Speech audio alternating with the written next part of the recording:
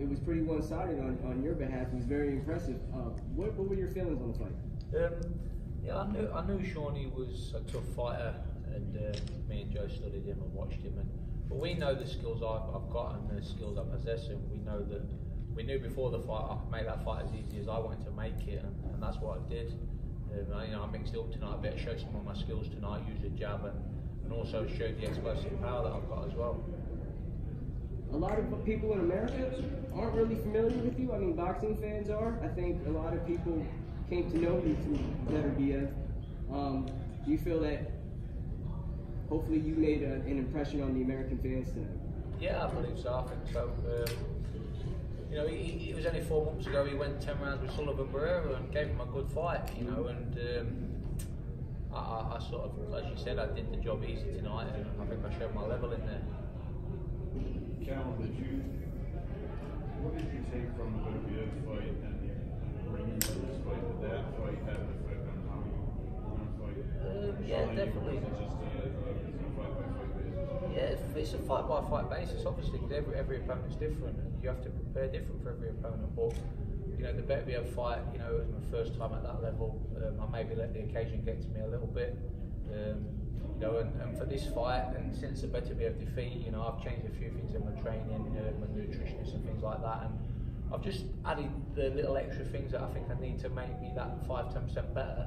Which I think you saw tonight. I think I look better physically. I was sharp, I was switched on, and as you saw, I did the job. It's good style. And fighting with the States didn't have a negative impact on you? No, I enjoy it. I said before, someone asked me before, I like the free holidays. So it's, I enjoy coming out here. I get a good welcome from the American boxing fans, and they seem to sort of like me, like my style, and I've got a fan-friendly style. And they always know when I'm in the ring, they're in for some excitement because I let big punches go. Callum, are we pursuing a rematch with Beterbiev? Listen, I don't know what's happening next, but it's something that I would love to get a go at again, down the line, because I do feel I could win that fight. I probably could lose the fight again as well. I mean, I'm not saying that I couldn't, but it's one of them kind of fights, and I would like to go at it. Did you see Bivol tonight? Yeah, I watched it. Yeah. Is that a fight that interests you? Yeah, definitely. Again, any of the world champions interest me because again, I'd love another shot. I thought Bivol was very sharp. His feet at work is very good. He's got sharp hands. But I feel as though he's not the most explosive, powerful puncher that sometimes people portray him to be. And as you saw tonight, he can get roughed up a little bit. And against Joe walled him. And I don't feel Joe's the greatest fighter in the world, but he's a good, tough fighter. And I feel me on my day, I could really cause Bivol serious problems. Eddie, what do you think about that fight? I think it's a good fight. I mean, he was also talking about Callum against Joe Smith as well, which is another great fight. I mean, two very heavy-handed guys. It's funny. It's like what can open up for you, and your career can change around. He went into the Beterbiev fight. Well, he got stopped in fourth round.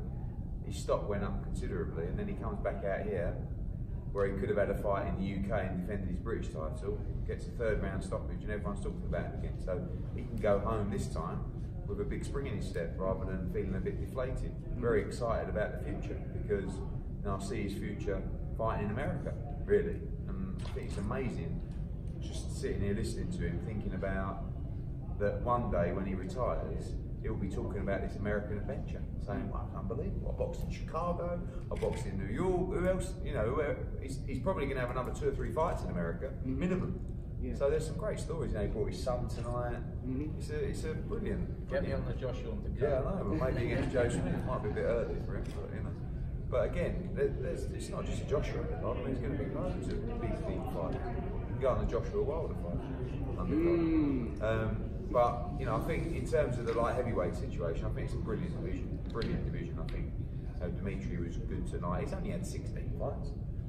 People sometimes talk about his performances, but if you look at his resume, he's still learning. And I think he talks about going to 168. I think Callum can go to 168 as well. Yeah, I was actually going to ask that, because your body type seems like if you wanted to, you could. And with Canelo telling all of us that he could come down to 168 or go as high as 175. Like, you know, everyone seems to be on alert right now. I mean, how did you feel when? I've been asked that question a couple of times, you know, in the last couple of days, and the answer's the same: 168 or 175. If that opportunity came to me, you know, it's something I would love to do, and I'd be well back up for that. You know, I believe I'd be capable of pulling the shock off as well with the powerful strength I possess. What about a fight with you and Marcus Brown? Marcus Brown, again, I've not watched much of him, if I'm honest with you.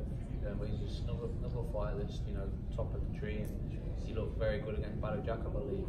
But again, you know, what Eddie and Joe will be talking and sorting out the next path for me, and you know, whatever comes, I'm ready for.